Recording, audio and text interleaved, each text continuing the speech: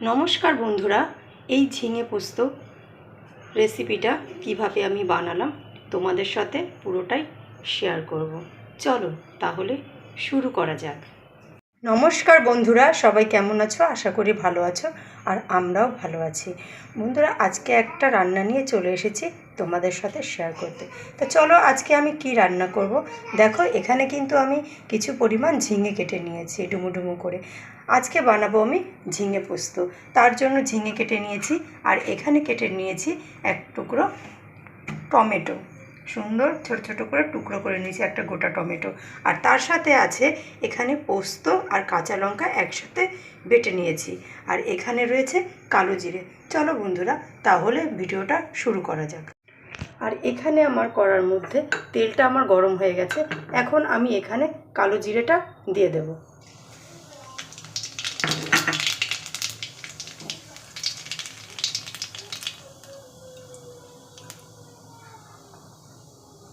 এরপর দিয়ে দেব কেটে রাখা টমেটোটা।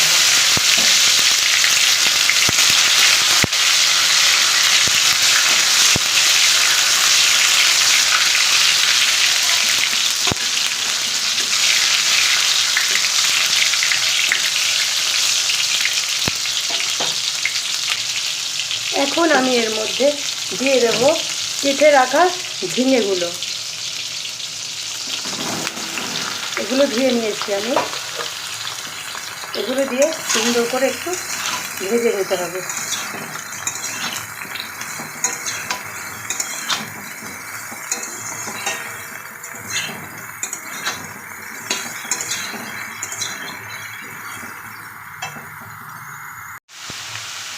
এখন আমি দিয়ে দেবো নুন।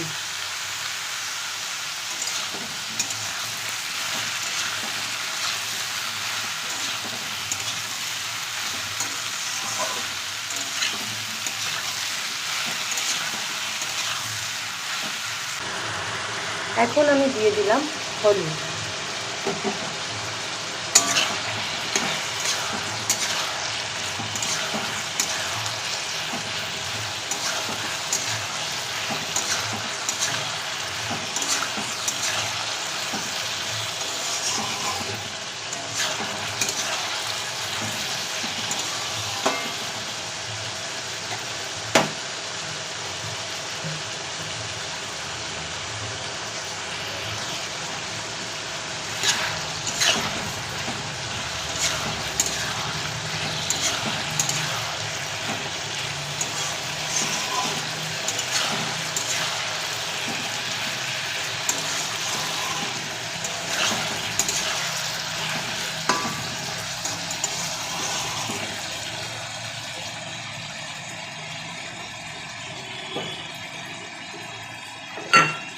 এখন আমি এর মধ্যে দিয়ে দেবো পোস্ত আর কাঁচা লঙ্কা বাটাটা।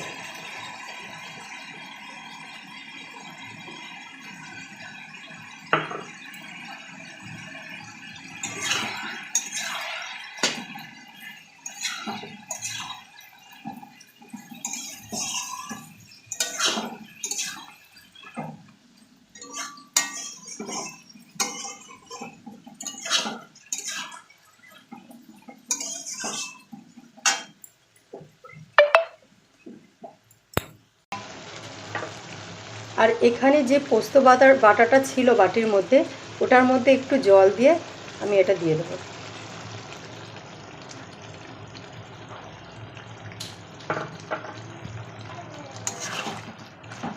আর ঝিঙে থেকে কিন্তু জল বের হয়, এখানে আর আমি জল দেব না। আমি এখন অল্প আঁচ করে ঢেকে দেব।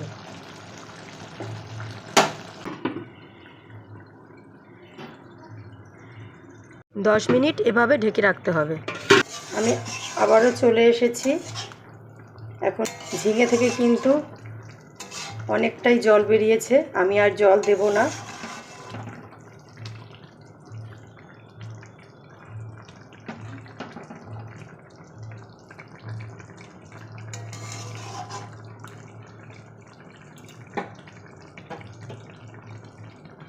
আর ঢাকা দেব না।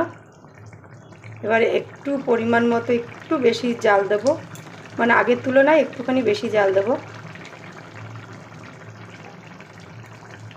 এখন সুন্দর করে ফোটাতে হবে, আর একটু জলটা কমবে, তারপরে আমার ঝিঙে পোস্তটা একদমই রেডি হয়ে যাবে।